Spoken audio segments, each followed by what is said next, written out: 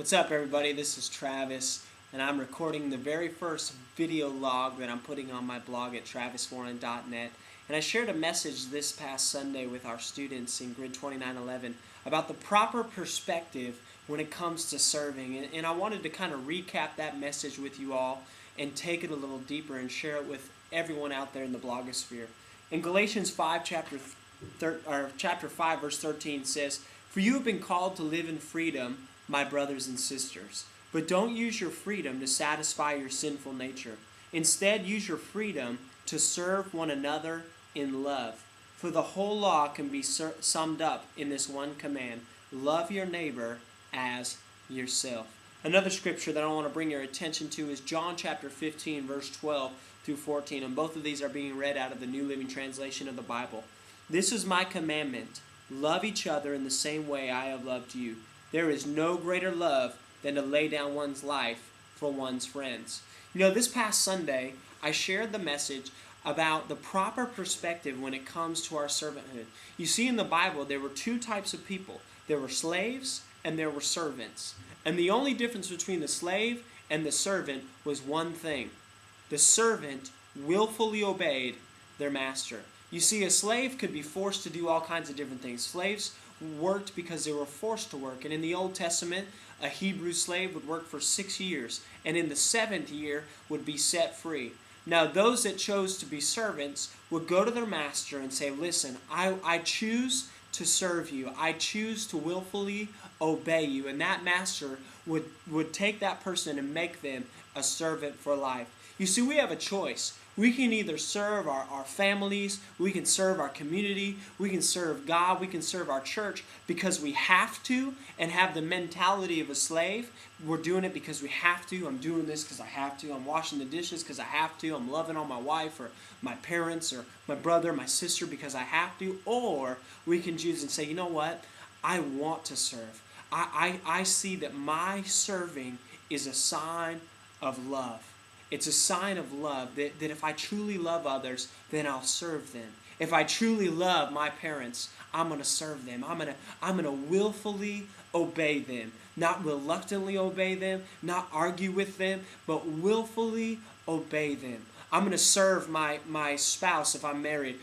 Not because I have to, not because I said in my vows that I would have and hold from death do us part, and therefore to keep my spouse happy, like they say, happy wife, happy life, that I have to do this, I have to mow the lawn, I have to do all these things. No, I'm going to willfully obey my spouse. I'm going to serve them because I love them, and I want them to see that I love them. That scripture said, "Greater love has no one than this, than to lay down one's life for their friends."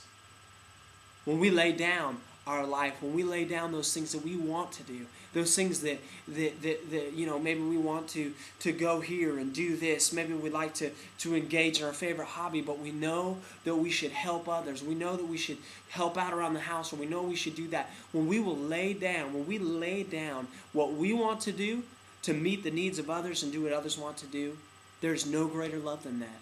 And if you look at the story of Joseph, here's a man that is forced into slavery.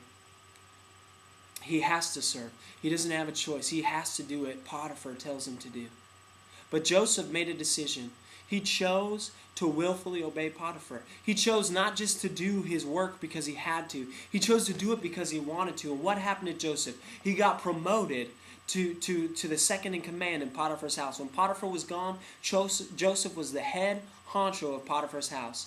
If you've read the story, you know that through a turn of events, he ends up in jail. Even though he's in jail, he has to be in jail. Joseph decides, you know what? I may be in jail. I may have to be here. Even though I'm wrongfully here, even though I've been mistreated, I'm going to choose to serve my fellow prisoners. What happened to him in prison? Well, he gets promoted to the head of the prison. And while in prison, he interprets a couple people's dreams, and then is promoted to the head, or the vice president of Egypt, the greatest nation on the earth at the time.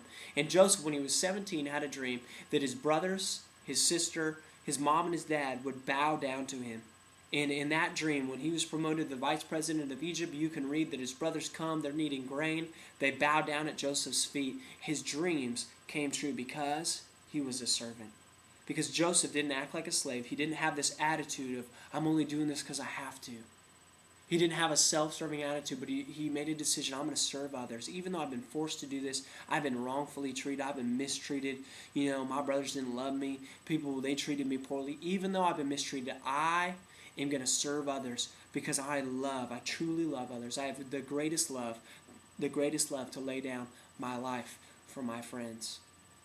If you'll lay down your life for those around you, lay down your life for your family, lay down your life for your church, your community, for your friends. If you'll lay down your life, God will make your dreams come true. Whatever you make happen for others, God will make happen for you. If you make other people's needs come true, then God will cause your needs to come to pass. If you fulfill other people's desires, God will fulfill your desires. If you'll help with other people's needs and meet their needs, God will meet your needs. Greater love is no one than this, than to lay down their life for their friends. Let's not use our freedom to indulge in all kinds of other activities, but let's use our freedom to love one another through our service. Choose to be a servant and not a slave. It's an attitude, it's a choice that you choose. Until next time, I'll see you soon.